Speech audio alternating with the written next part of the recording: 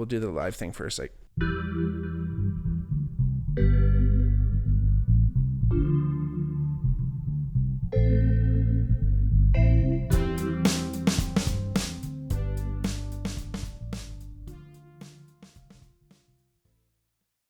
hey everybody, welcome back to the Bigmark podcast. It's me, your host, Bigmark. If it's your first time listening, welcome. If not, welcome back. If you ever want to follow along or give us a comment or, ever reach us, check us out on social media at Twitter at the Bigmark Pod or Instagram at the Bigmark Podcast. You can drop us a line there.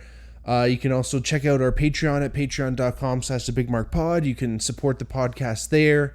There's different levels and stuff, and make sure you like the video and subscribe to our YouTube channel too if you're watching. I'm sitting here, it's Tuesday night. I usually, I don't want to keep anybody in suspense here. Sometimes I do the podcast on the day before it comes out. Who knows? Sometimes I do it a few days before. When we have a guest, sometimes things get mixed up, but you know what? I'd like to kind of keep everyone on their toes. But I'm sitting here Tuesday night, and it's the end of September, and Sober October is coming up. I did one last year, and talked about it on the podcast. My buddy Darren, shout out Darren Brooks, he's been a guest on the podcast. He asked me if I was doing it. I want to talk to him about a little bit more when we get together, but I was kind of reflecting on how things actually went last year, and it was really good. And, if you guys want to go back and listen to the last Sober October podcast, you can kind of hear, you can kind of hear what we were doing, but there were times where it was great. It was, it was awesome. And like I've always said, I've never really had any like proclivity to like drinking too much.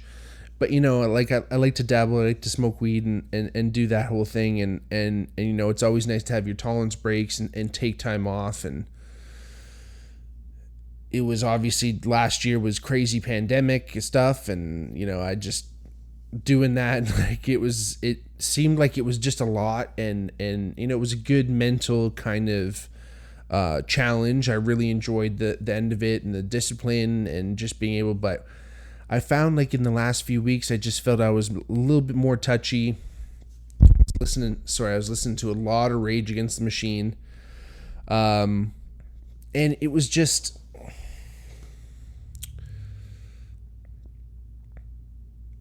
not to say that I couldn't just kind of continue on if I didn't put an end date on it, because I think that's the thing with doing the whole Sober October thing is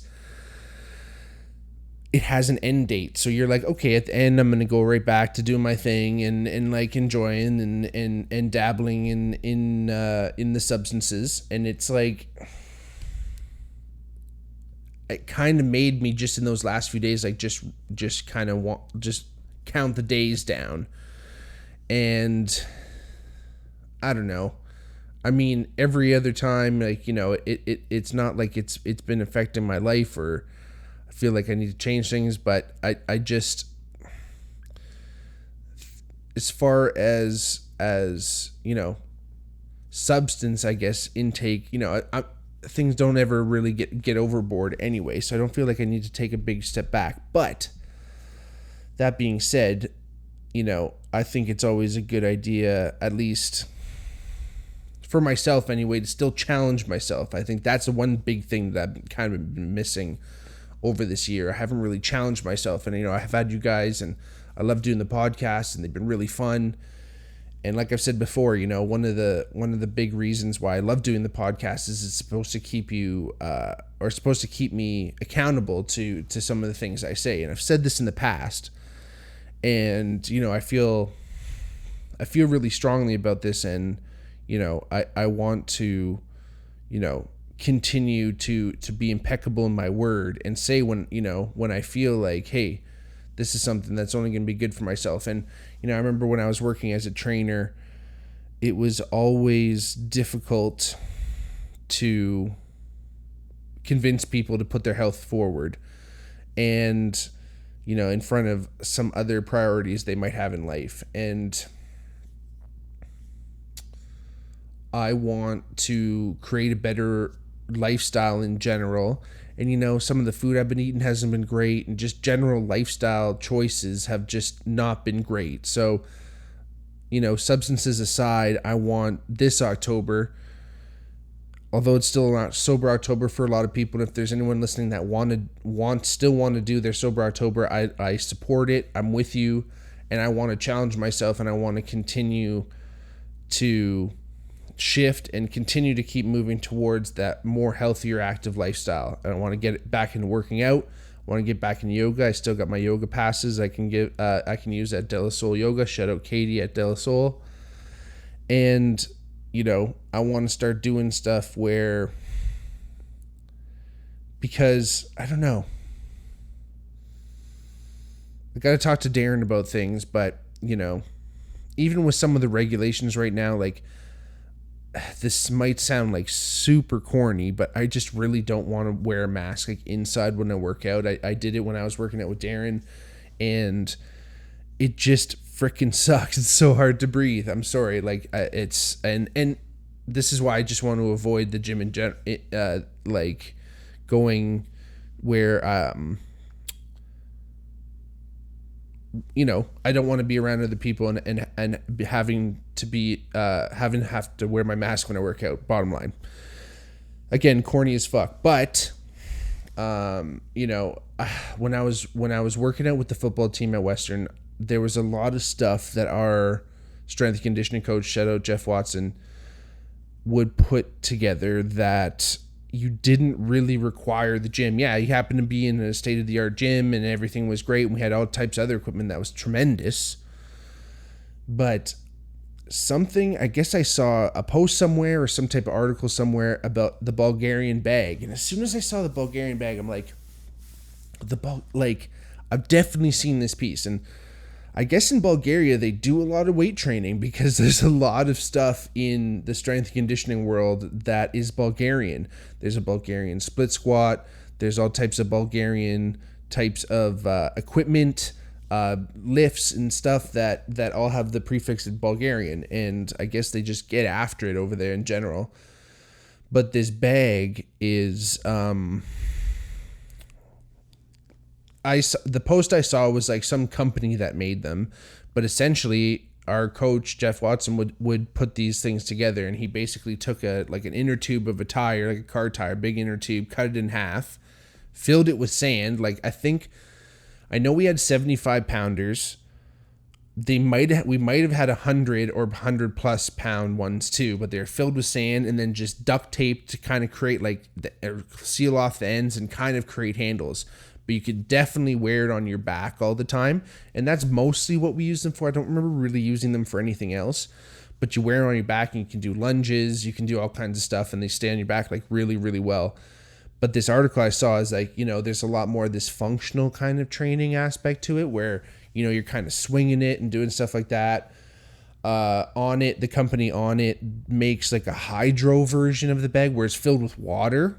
And that's really interesting because obviously the weight is going to be dynamic. It's going to be moving around a lot. And there are some advantages to having the weight that you're using be dynamic like that. Like, obviously it increases the risk of injury a little bit more if you're kind of just beginning, you don't really know what you're doing, or you're like not really warmed up a lot, because obviously the weight's going to be moving and shifting. So you have to make sure that you're warmed up. But with that shifting weight, it's going to incorporate a lot more stabilizing muscles and kind of little muscles that sometimes don't get targeted as much in large, big body movements or concentrated movements, especially like, bicep curls, kind of like glamorous moves like that, really isolated where they're really just focusing on one specific muscle. It tends to just work that one specific muscle, where again, these more dynamic moves and these dynamic weights tend to kind of challenge the body a little bit more, challenge your balance, challenge your core, allow that core to kind of come into play a little bit more. And the weight itself doesn't have to shift, but if you're moving the weight around a lot, you can kind of, gain those same benefits too. So you see that a lot in, medicine ball workouts, kettlebells and stuff with the swinging and all the shifting of the weight. There's these things called maces, which are basically a thick metal bar with a heavy ball on one end. Imagine a medieval mace without all the spikes on it. And with that weight being on one side, it's kind of your body's always trying to counterbalance that offset weight a little bit. So again, challenging your body in that way is really interesting. So these Bulgarian bags, I'm thinking, man, I could easily make these again. So hey, anyone wants to let me know where I can get a tire inner tube. I'm thinking if I just go to like a mechanic or like a tire place, they're going to have like old shitty inner tubes. Like, it doesn't have to be a good one. It can have a hole in it that they're probably going to throw it anyway. I wonder if they have those laying around. They probably charge me, because who knows, they might just charge, or who knows, they might throw one at me. I know Tirecraft in Dundas does a lot of stuff for the brewery I work at, and it's like, they're pretty nice there. So I wonder if I can just stop in, get this from them, and then I can just fill it with some sand, duct tape it. And again, like I said in the post, I saw the bag that this company had created had handles on it and all kinds of stuff, and it was made of like material, and it probably is a little bit safer in certain circumstances. But I think having those really thick handles on each side, it's also going to increase grip strength and work on kind of your forearms and all those muscles that are kind of in there, which is going to be really interesting. And I looked up a couple workouts. I didn't look into it too much, but I think, again, with that swinging, you can get in, you can obviously do squats, you can obviously do lunges. I'm assuming you can kind of flip it up and do like a push press kind of thing for overhead. Obviously, you can kind of curl it with like the swinging of it. I'm sure that there's something you can do, but it'll be really interesting to try. And, the kind of home remedy type of stuff. And I happen to have my parents gave me a spin bike too, so I can use that. So, trying to create a little bit more happening at home. Maybe I can still do some stuff outside. And then hitting up yoga a little bit more too, right? Like I said, at De La Soul here in Hamilton, down on Locke Street. I went to one class and it was awesome to be back. Almost passed out, but it was awesome. And I think interspersing that in the month is just going to help, kind of recovery, help stay loose, work through all that. There's going to definitely be some muscle pain, kind of getting back into certain things. And yeah, it's I mentioned this in the podcast I did kind of more specifically on yoga. I think it's one of these things where, even if I can start to do that once a week would be great. I hope I could do it more than that. I mean, I don't know. It's interesting, with life now, things kind of change. Career changes and things like that put you in different atmosphere. It allows my new kind of sales gig allows me that a sense that I have to kind of like really make sure my time is completely managed. And I think I've been really making sure that a lot of that time is allotted to actually working, making sure I'm focusing on getting things done. Maybe some of that's a little bit more worrying about making sure I get things done. And it's, you got to make time, kind of take care of yourself too, right? Health wise, making dinners, not eating out as much. And, diet wise, I kind of thought about it a little bit. I've been playing around with kind of intermittent fasting here and there.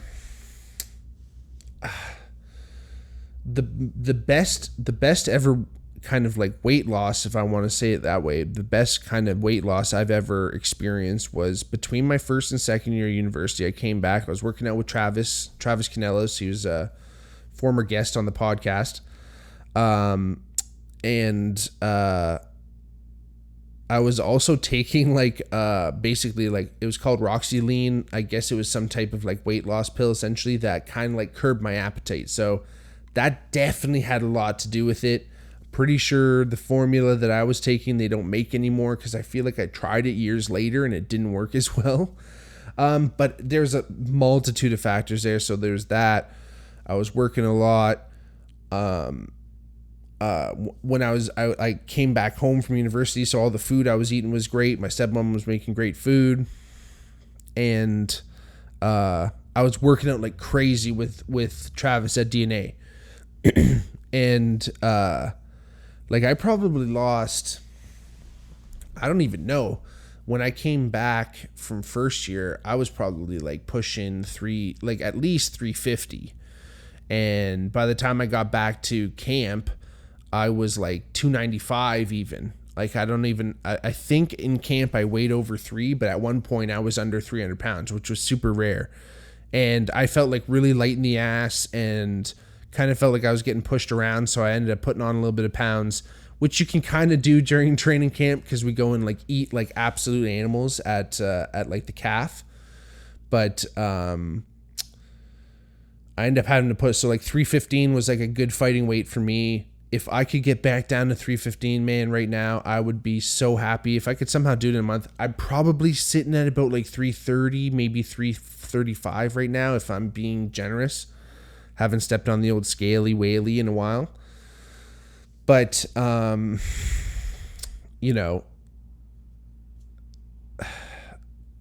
think the stress of last year had something to do with, kind of putting on a few pounds. And I just feel, there's kind of that moment where you kind of look in the mirror and you're like, listen, I gotta make some changes here. And I think I kind of just did that, and it's kind of been happening. And, things are still up in the air, I guess, as far as the world is concerned. But, I'm here and I want to continue to take care of, and put my health first. And I think, again, this having sober October kind of looming down. And, I got my buddy B-Rye coming in. We're going to go to see a Ticats game. And that's technically on October. And we want to have a few pints for that. And then there's going to be Halloween parties and kind of all stuff like that. And it's kind of as much as it was great and we still went to party, we still had fun, drank non-alcoholic beers or whatever. It's just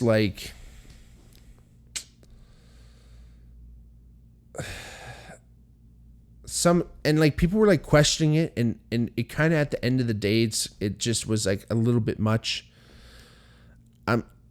I'm probably going to take potentially more of in essence, a tolerance break at some time at any point in the year, maybe more often. I kind of talked about this. I think I remember talking about this a little bit more on Sober October, where I kind of want to break the month up throughout the year kind of thing, or just do a week here, week there. It's good to give the old lungs a break, wash the old neurons of all the, and just kind of give them a break from the THC molecules or whatever. But yeah, I don't want to necessarily go too far into kind of my whole idea on using substances or drugs or anything like that. And, again, I think Sober October will kind of be a time to reflect a little bit more on kind of how things are going. It's fall too. Things change. The leaves are changing, getting ready for winter, gonna get less sun, not gonna be on the course as much, gonna check out some of these golf simulators in town, watch out. But, that was at least some type of, at least I was getting out there in the sun, not going up to cottages, seeing all the boys, not doing all that kind of fun stuff is gonna, I don't want to get myself into a habit where, again, I'm neglecting health in that sense. And of course, that's, thinking about Sober October has kind of just got me thinking more about that. So, I want to create and I want to use this month to kind of as a launching point and continue to cultivate those habits through the winter into the summer. Continue that, because you know what? Results take time. And if this is essentially a start to some type of journey, then, again, I want to say this here, that I want to stay accountable to you. I want to stay accountable to my listeners. I want to stay accountable to myself. And, I was listening to a podcast and I think I had seen this somewhere before. I can't remember where. I'm sure one of my previous bosses had a copy of this book, or, some clinic somewhere. But it's a book called The Four Agreements by Don Miguel Ruiz. And, the Four Agreements is a pretty general kind of, guide to living. Let's just put it that way. And the four agreements are: 1, be impeccable with your word. 2, don't take anything personally. 3, don't make any assumptions. And 4, always do your best. And I think essentially with these four agreements that, really you can live a life that is honest and open and pure, and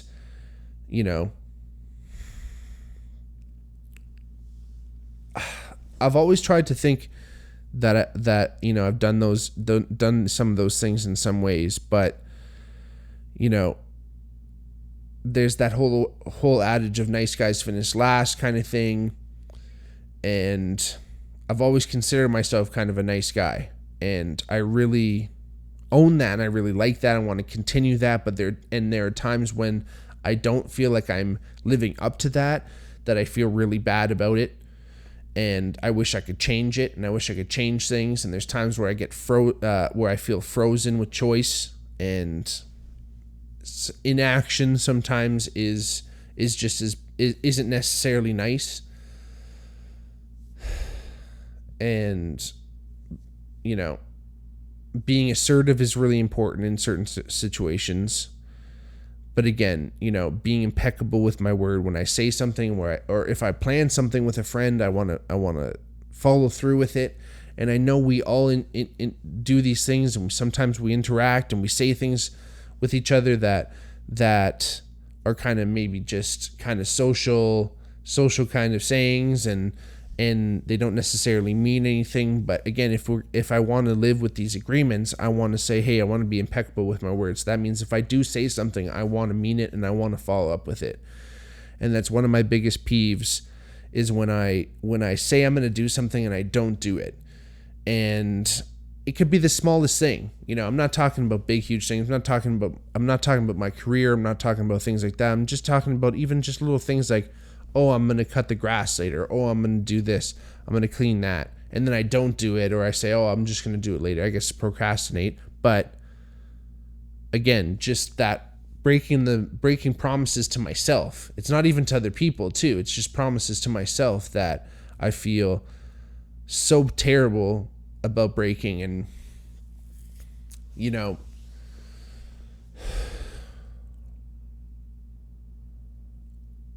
I think it's a common saying that we're all our toughest critic, and I'm for sure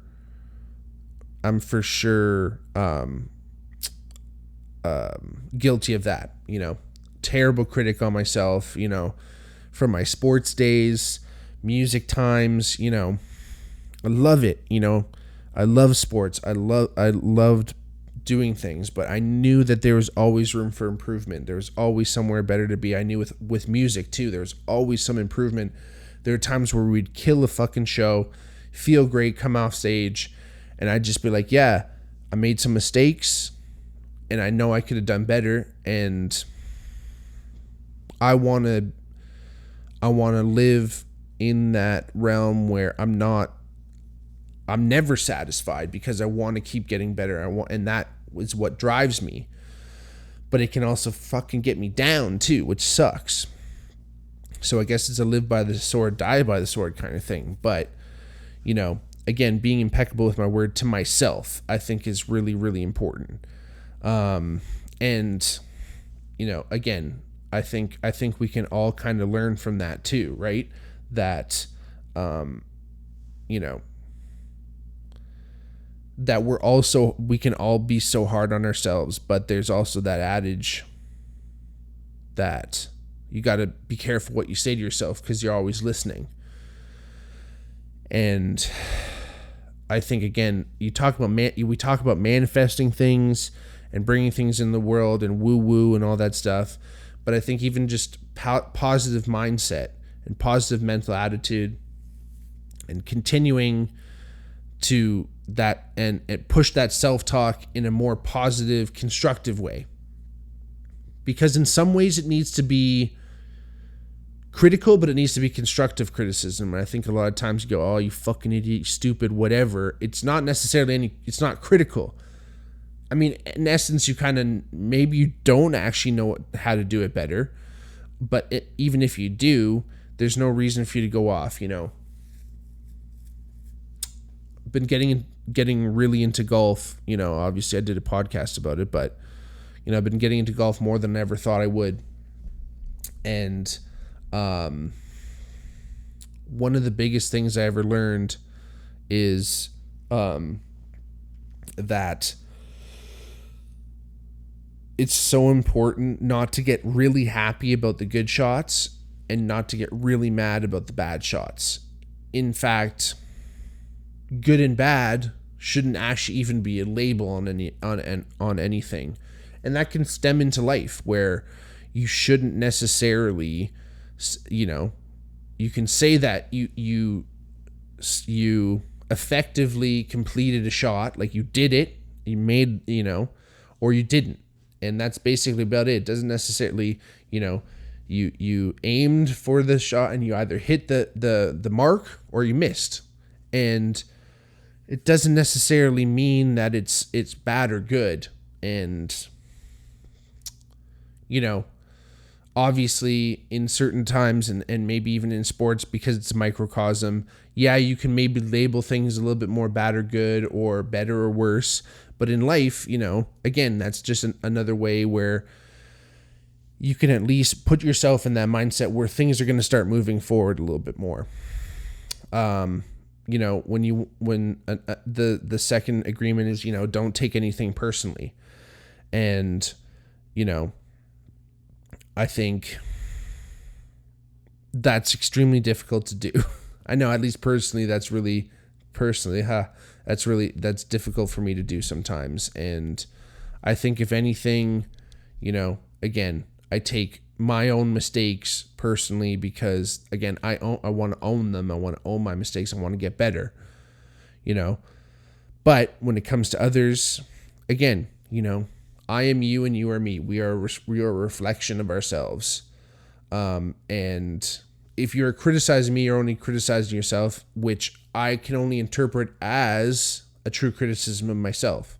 So I need to look in that mirror and realize, okay, there is something to be said here. Don't take it to heart. Just take it and then move on with it. Change for the better, hopefully, and then move on. The third agreement being, don't make any assumptions. I think that goes along the same route, because I think a lot of times where we get hurt personally, it goes along with that assumption of, I think this person did this because of this. And you label things, you attach this kind of emotion to it that maybe isn't there at all, and it's just a misinterpretation, and maybe that never even gets resolved, but you'll always just think about that. But again, not making assumptions, because again, it makes an ass out of you and me. You never want to assume. Classic adage. I'm all marky adages today, but again, don't make assumptions, and I think we can get a lot further. Be clear, and that means, again, I think that's effective communication, opening your heart, talking to people, not being afraid to ask dumb questions, because you're not going to take things personally, right? As the second agreement, and then you'll probably learn some more, and then we'll get further. And number 4, always do your best, and I think that's always something really important. I think the only times we ever don't do our best is probably when we don't really have our heart in something. But most of the things that I do, at least that I'm passionate about, I try to do my best. I don't go into something thinking, "Oh, I'm going to be shit at this," but I'm going to try my fucking best, and I'm going to do as best I can with any chance I get. Hopefully I get a second chance if I don't do it right the first time. But that's how we learn too. You got to just do it. Don't strike when the iron's hot. Make the iron hot by striking. And I'm hoping to do something like that this October. And again, I'm kind of coming into it super ice cold. Again, like I said, I did a yoga session a couple weeks ago now. So I'm kind of fucking ice cold. So I'm going into this thing, it's September 28th, Tuesday, September 28th. October's coming up. And I'm talking October 1st to the 31st. I'm going to fucking do something every day. That's what I'm going to do. I'm going to work out. I'm going to jog. I'm going to yoga. Those 3 fucking things. I'm going to do something like that every fucking day. I'm going to do some type of recording. I'm going to put it on the motherfucking Patreon. And this is how serious I am. Explicit, baby. Apple Music. Watch out. Apple Podcasts. Spotify. It's explicit. Probably means I'll never get any ads. But hey, what the fuck? Who gives a shit? But yeah, you know what I mean? Sober October 2.0, baby. Shout out D Brooks. Hopefully I'll see you soon. We'll have you on after the podcast. Let's go do some fucking ice plunges and golf and shit. I love everybody out there. Thank you so much for listening. Please like the video, subscribe to the YouTube channel. Hit us up on Twitter, Instagram at the Bigmark Pod or at the Bigmark Podcast. Check us out on the Patreon at patreon.com/the Bigmark Podcast. And yeah, I'll love you guys. I can't wait to tell you how everything's going. I'm here for you. I promise. I will live up to what I'm saying. I can't wait. These next couple of days, I'm going to be getting in the zone like motherfucking Bruce Lee. Happy Halloween. We'll see you soon. Peace.